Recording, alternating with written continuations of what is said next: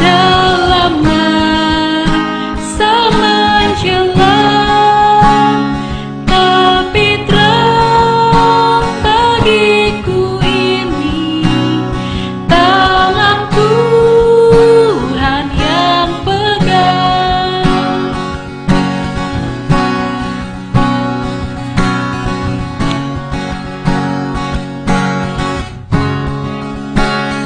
Makin teranglah perjalanan, makin tinggi aku naik, dan bebanku makin ringan, makin nampak layang baik.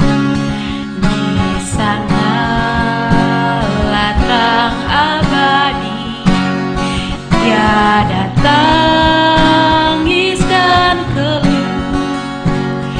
Di negeri seberang pelangi, kita akan bertemu.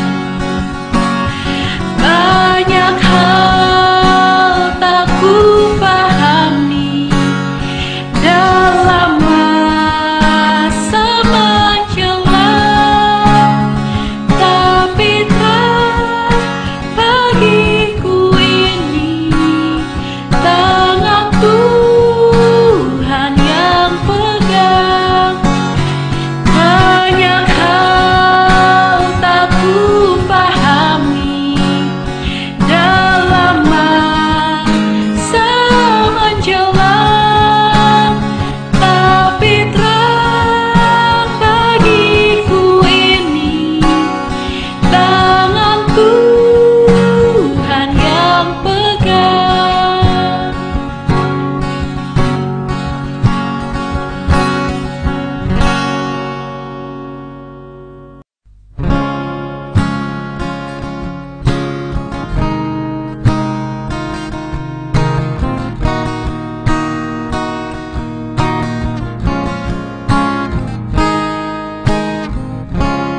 Engkaulah perisaiku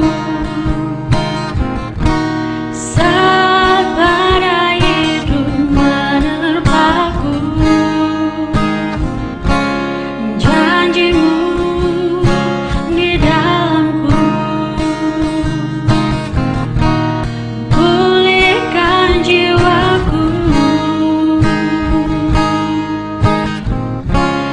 Engkaulah perisaiku saat badai hidup menerpaku. Firman-Mu di dalamku, tenangkan jiwaku. Ku kan berdiri di tengah badai dengan kekuatan yang Kau berikan. Sampai kapanpun ku kan bertahan, karena Yesus selalu menopang hidupku.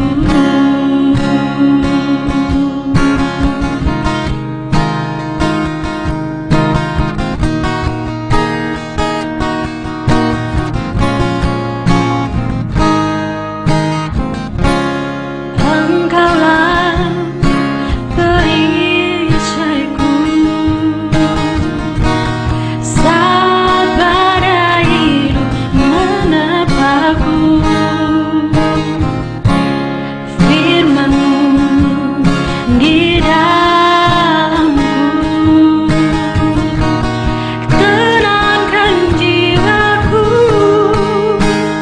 Ku kan berdiri di tengah badai dengan kekuatan yang Kau berikan. Sampai kapanpun ku kan bertahan,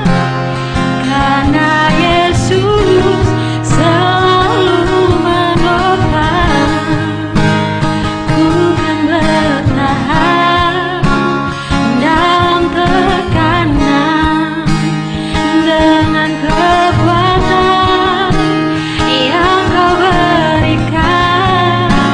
Sampai kapanpun tak tergoyahkan, karena Yesus selalu menopang hidupku.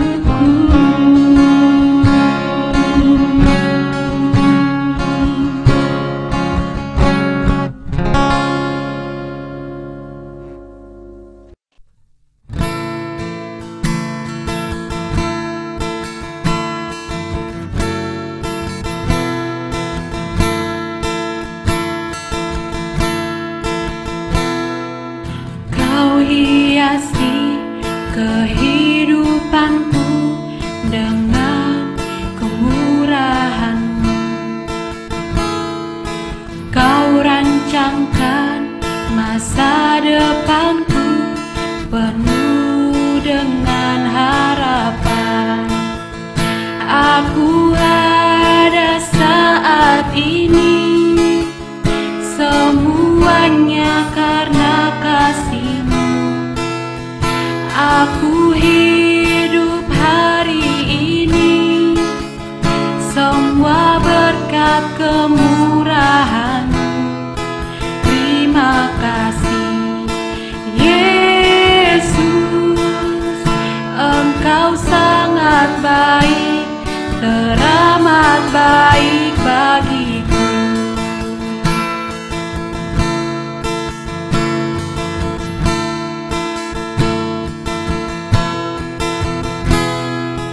Kau hiasi kehidupanku dengan kemurahan-Mu. Kau rancangkan masa depanku penuh dengan harapan. Aku ada saat ini, semuanya karena kasih-Mu. Aku hidup hari ini, semua berkat kemurahan.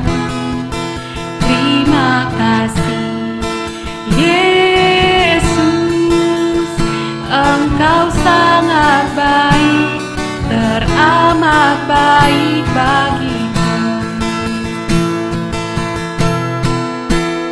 Aku ada saat ini, semuanya karena kasih-Mu. Aku hidup hari ini, semua berkat kemurahan. Terima kasih Yesus, Engkau sangat baik, teramat baik bagiku.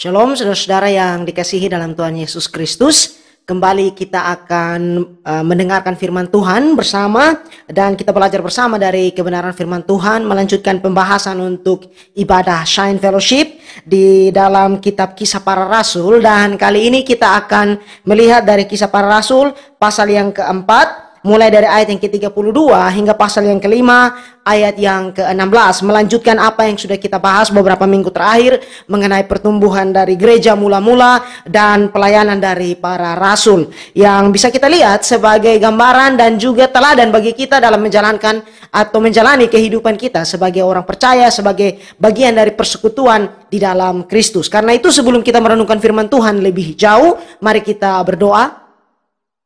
Bapa di dalam kerajaan sorga, kami bersyukur untuk penyertaan dan kasih-Mu. Kami akan merenungkan firman Tuhan. Kami berdoa Roh Kudus menolong hati dan pikiran kami untuk kami boleh bertumbuh di dalamnya. Kami berdoa Tuhan Yesus, Allah persiapkan hati dan pikiran kami, agar apa yang kami dengar Tuhan Yesus boleh menjadi kekuatan di dalam kehidupan kami hari lepas hari. Dan juga Tuhan, kami boleh melihat dan belajar akan karakter-Mu, mengenal Engkau lebih dalam, dan kehidupan kami mempermuliakan nama Tuhan. Ini doa, ini permohonan kami di dalam nama Tuhan Yesus kami berdoa. Amin.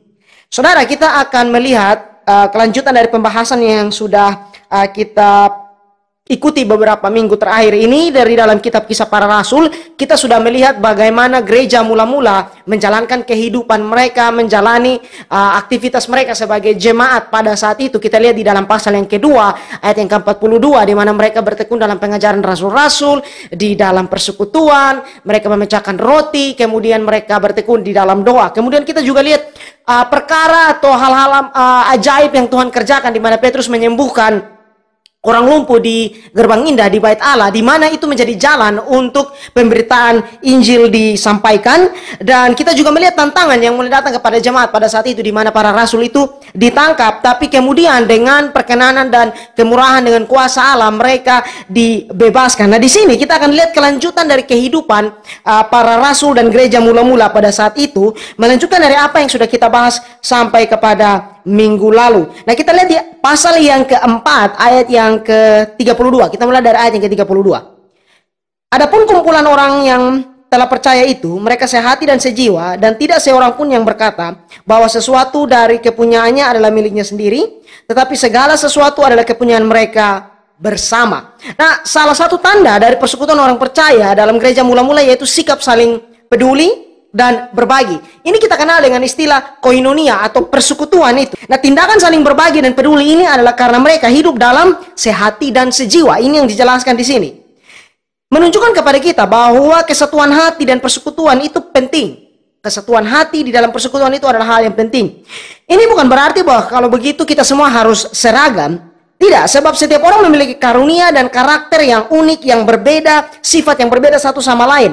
Tetapi yang menyatukan hati anak-anak Tuhan adalah kesadaran bahwa kita adalah bagian dari tubuh Kristus itu. Percaya kepada satu Allah, menerima kasih karunia yang sama melalui penebusan Yesus Kristus, dan kesadaran inilah yang mendorong jemaat mula-mula untuk hidup saling memperhatikan. Sikap yang mereka tunjukkan di sini adalah dengan tidak mementingkan diri sendiri. Saya mengutip dari David Guzik, dia mengatakan bahwa karena kesatuan hati itulah mereka menganggap orang lain atau saudara seiman lebih penting daripada harta benda mereka. Lalu dikatakan saudara, dan tidak seorang pun yang berkata bahwa sesuatu dari kepunyaannya adalah miliknya sendiri, tetapi segala sesuatu adalah kepunyaan mereka bersama. Nah, hal ini tidak sama dengan sikap tidak mengakui hak milik pribadi. Tidak, berbeda dengan hal itu. Tetapi ini menggambarkan bagaimana mereka rela berkorban, bahkan milik kepunyaan mereka sendiri, untuk membantu orang lain yang membutuhkan. Mereka juga menyadari bahwa Allah lah pemilik segalanya, sehingga semua itu adalah milik Tuhan dan harus dipakai untuk kebaikan umatnya. Michael Horton mengatakan bahwa kata bahasa Yunani yang dipakai di sini tidak berarti bahwa setiap orang menjual properti atau kepunyaan mereka itu sekaligus pada saat yang bersamaan. Sebaliknya, dari waktu ke waktu hal itu dilakukan karena Tuhan menunjukkan kepada mereka apa yang menjadi kebutuhan-kebutuhan dari jemaat itu. Jadi tidak dilakukan sekaligus, tiba-tiba satu kumpulan atau kelompok persekutuan itu menjual segala harta milik mereka kemudian memberikan itu kepada orang lain. Bukan, tetapi satu demi satu atau satu persatu kejadian itu. Katakanlah bahwa ada kebutuhan tertentu yang muncul, kemudian ada yang tergerak hatinya dan menjual harta bendanya. Jadi untuk diberikan kepada orang yang membutuhkan pada saat itu. Kemudian mungkin selang beberapa waktu kemudian baru dilakukan lagi. Jadi tidak serentak. Nah, menarik bahwa sikap ini juga menunjukkan bahwa hati mereka tidak melekat kepada harta duniawi. Tuhan Yesus berkata di dalam Lukas pasal 12 ayat 33 hingga ayat yang ke-34. Jualah segala milikmu dan berikanlah sedekah, buatlah bagimu pundi-pundi yang tidak dapat menjadi tua. Suatu harta di sorga yang tidak akan habis, yang tidak dapat didekati pencuri, dan yang tidak dirusakkan ngengat. Karena di mana hartamu berada, di situ juga hatimu berada. Ingat bahwa poinnya bukan kepada sikap yang sembrono dengan tidak mengelola berkat yang Tuhan berikan dengan baik, tetapi pada sikap hati yang tidak melekat dan mengukur segala sesuatu dengan harta. Tetapi justru memakai berkat yang Tuhan berikan untuk memuliakan nama Tuhan dengan membantu orang lain. Nah, dengan kuasa yang besar, rasul-rasul memberi kesaksian tentang kebangkitan Tuhan Yesus dan mereka semua hidup dalam kasih karunia yang melimpah-limpah. Ayat yang ke-33. Nah, perhatikan saudara bahwa tindakan kemanusiaan yang mereka lakukan dengan sikap saling peduli akan kebutuhan satu sama lain ini tidak menggeser prioritas atau hal yang utama dari pelayanan para rasul, yaitu pekabaran Injil. Jemaat mula-mula ini menunjukkan bahwa gereja bukanlah sekedar organisasi sosial yang membantu atau menyalurkan bantuan kepada orang lain. Tetapi tindakan kemanusiaan atau sikap membantu itu lahir dari kesadaran akan kasih karunia Allah dan pertumbuhan iman yang mereka nyatakan lewat kebaikan yang mereka tunjukkan itu. Kemudian dikatakan di ayat 34 hingga ayat yang ke-35. Sebab tidak ada seorang pun yang berkekurangan di antara mereka, karena semua orang yang mempunyai tanah atau rumah menjual kepunyaannya itu, dan hasil penjualan itu mereka bawa dan mereka letakkan di depan kaki rasul-rasul, lalu dibagi-bagikan kepada setiap orang sesuai dengan keperluannya. Jadi kita dapat melihat bahwa kasih dan kepedulian yang ditunjukkan oleh jemaat mula-mula ini sangat luar biasa. Sampai pada titik di mana mereka yang mempunyai tanah atau rumah menjual kepunyaannya itu. Mereka tidak mementingkan diri sendiri di sini. Tindakan ini menjadi hal yang perlu pada saat itu untuk memenuhi kebutuhan jemaat yang berkembang ini. Ingat bahwa banyak dari orang-orang Kristen di Yerusalem pada saat itu, pada saat gereja mula-mula adalah para pendatang dari luar Israel, dari luar Yudea. Lalu saudara, di ayat yang ke-36 dan ayat yang ke-37, demikian pula dengan Yusuf yang oleh rasul-rasul disebut Barnabas, artinya anak penghiburan.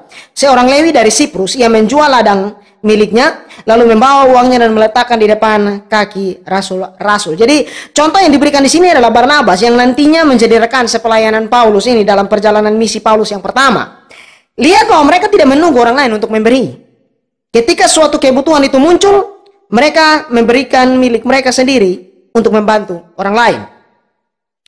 Sayangnya, kemurahan hati dari orang-orang Kristen yang mula-mula ini, gereja mula-mula ini segera mulai disalahgunakan. Dan Paulus harus memberikan arahan yang tegas kepada jemaat-jemaat tentang siapa yang harus dibantu dan bagaimana caranya.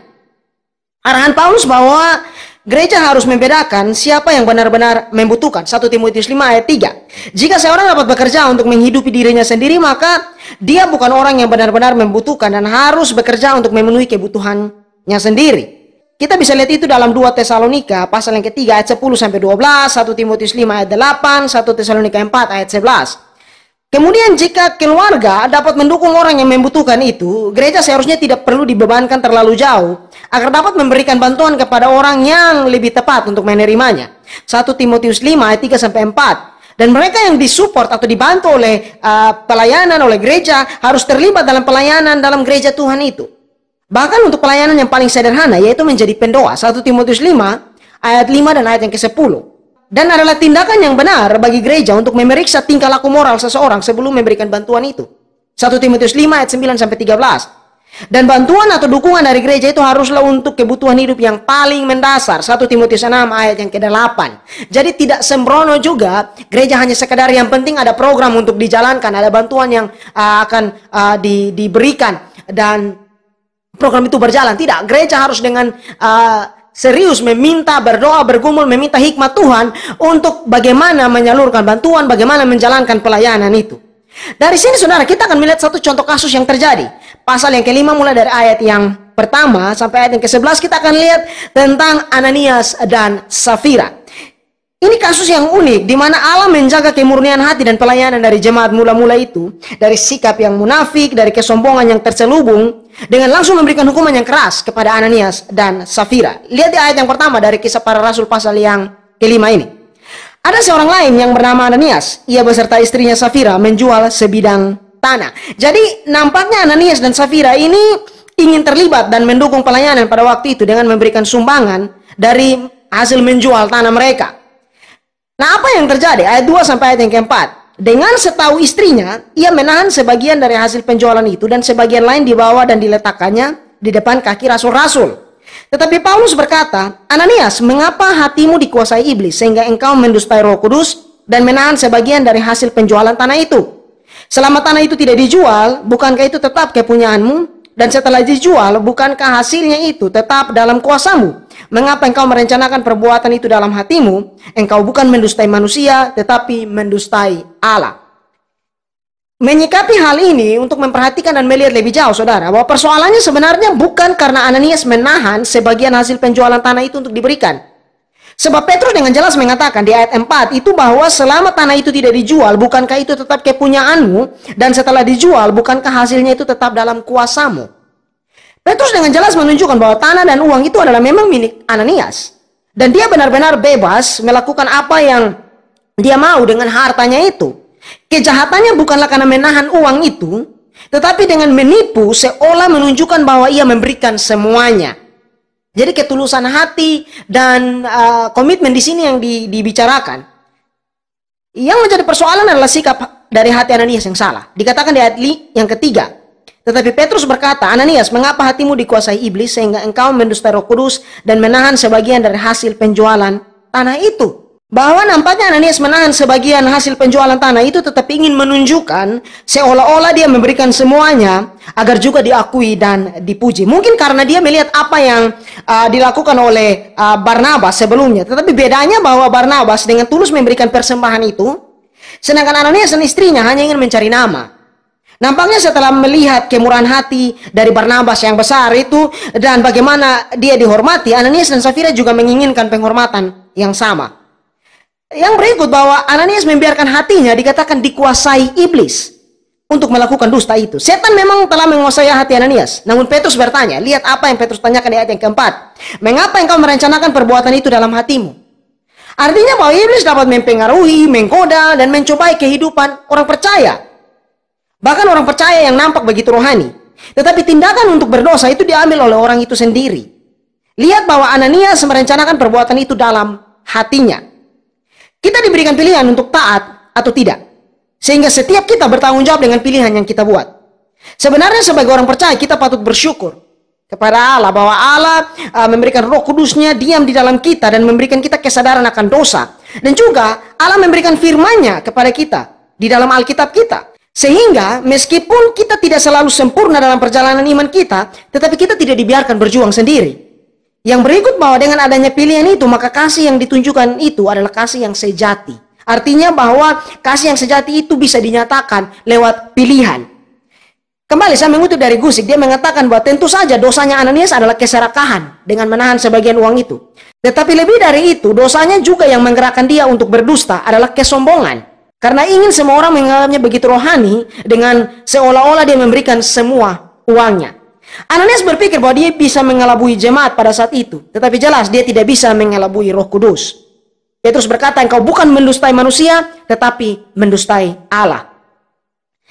F.F. Bruce memberikan komentar yang menarik. Dia mengatakan bahwa mungkin ada kesan lebih lanjut bahwa Ananias dan Safira telah bersumpah untuk memberikan seluruh hasil penjualan tanah itu kepada Tuhan.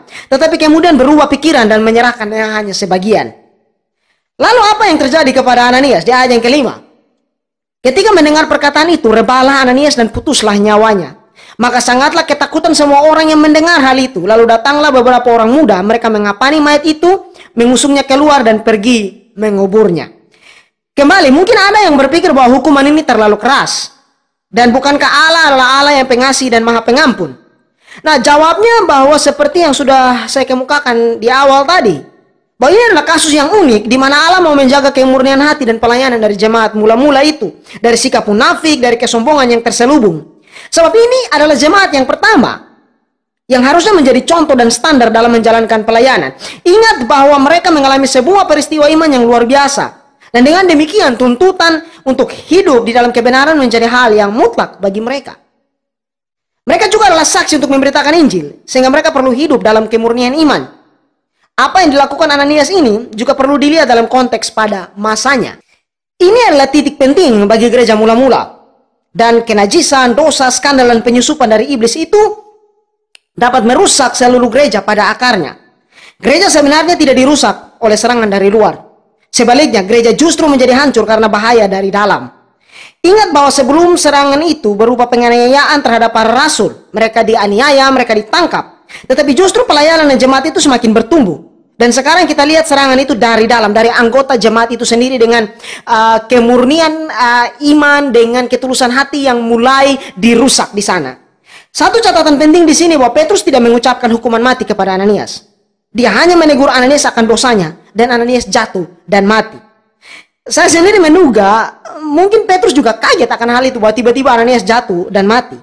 Bahwa sebenarnya kedua orang ini, Ananias dan istrinya, Safira, memiliki kesempatan untuk bertobat, tetapi justru mereka mengeraskan hati.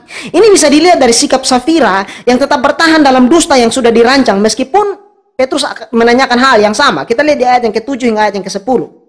Kira-kira 3 jam kemudian masuklah istri Ananias, Tetapi ia tidak tahu apa yang telah terjadi. Kata Petrus kepadanya, katakanlah kepadaku, dengan harga sekiankah tanah itu kamu jual? Jawab perempuan itu, betul sekian. Kata Petrus, mengapa kamu berdua bersepakat untuk mencobai roh Tuhan? Lihatlah, orang-orang yang baru mengubur suamimu berdiri di depan pintu dan mereka akan mengusung engkau juga keluar. Lalu rebalah perempuan itu seketika itu juga di depan kaki Petrus dan putuslah nyawanya.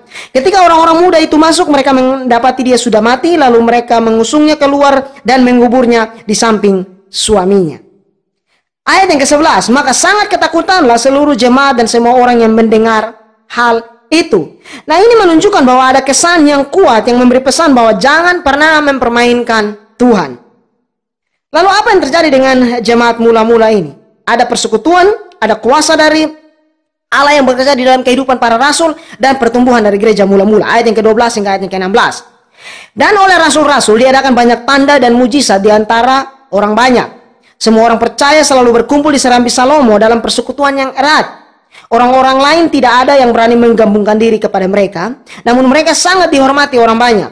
Dan makin lama makin bertambahlah jumlah orang yang percaya kepada Tuhan, baik laki-laki maupun perempuan. Bahkan mereka membawa orang-orang sakit keluar ke jalan raya dan membaringkannya di atas balai-balai dan tilam, supaya apabila Petrus lewat, setidak-tidaknya bayangannya mengenai salah seorang dari mereka. Dan juga orang banyak dari kota-kota di sekitar Yerusalem datang berduyun-duyun serta membawa orang-orang yang sakit serta orang-orang yang diganggu roh jahat, dan mereka semua disembuhkan. Jadi dampak dari peristiwa yang terjadi ini membuat jemaat mula-mula itu semakin disegani. Dikatakan di ayat yang ke-13, orang-orang lain tidak ada yang berani menggabungkan diri kepada mereka, namun mereka sangat dihormati orang banyak. Jadi jemaat mula-mula ini memiliki kesaksian yang luar biasa untuk ketulusan dan kesungguhan hati. Dan semua orang tahu bahwa menjadi pengikut Yesus adalah hal yang serius. Peristiwa Ananias dan Safira ini menjadi tantangan bagi mereka yang hanya sekedar ingin ikut ramai dan bergabung dengan jemaat mula-mula pada saat itu. Kita juga lihat bahwa Allah terus bekerja melalui para rasul ini dengan luar biasa. Dikatakan di ayat yang ke-15, bahkan mereka membawa orang sakit keluar ke jalan raya dan membaringkannya di atas balai-balai dan tilam, supaya apabila Petrus lewat, setidak-tidaknya bayangannya mengenai salah seorang dari mereka. Nah, ingat kembali, ini bukan kuasa dari Petrus dan para rasul, tetapi Allah bekerja melalui para rasul ini. Nah, kembali kita harus melihat bahwa semua peristiwa ini membuka jalan bagi pelebaran pekerjaan pemberitaan Injil. Sehingga dalam memahami kejadian-kejadian ajaib dalam kitab Kisah Para Rasul ini, kita perlu mengingat tema dan tujuan besarnya, yaitu kesaksian akan Injil Kristus. Dan kiranya itu menolong kita di dalam pertumbuhan rohani kita dan menolong kita juga menjadi kesaksian untuk mempermuliakan nama Tuhan. Mari kita berdoa. Bapa dalam kerajaan sorga, kami bersyukur untuk penyertaan dan kasih-Mu, firman yang sudah kami renungkan. Tuhan menolong untuk kami boleh berjalan di dalamnya. Ajar kami untuk punya sikap yang takut akan Tuhan, yang menunjukkan ketulusan hidup kami, sehingga Tuhan nama-Mu dipermuliakan dalam kehidupan kami, hidup kami menjadi kesaksian untuk kemuliaan-Mu. Terima kasih Bapa, tuntun pimpin berkati dan sertai kami sepanjang minggu ini, menolong kami Tuhan dalam setiap pergumulan kehidupan kami. Kami juga berdoa Tuhan bagi saudara-saudara yang mungkin sedang sakit, Tuhan sembuhkan, yang lemah Tuhan berikan kekuatan, yang berbeban berat Tuhan menopang. Kami taruhkan semua ke dalam tangan kasih-Mu, biarlah Bapa Allah menolong kami untuk hati, mata dan pikiran kami selalu terarah kepadamu, dan hidup kami Tuhan Yesus kami serahkan dalam tangan pengasihan Bapa di sorga. Engkau yang tuntun, pimpin dan sertai. Terima kasih Tuhan Yesus. Ini doa dan permohonan kami di dalam nama Tuhan Yesus kami berdoa. Amin.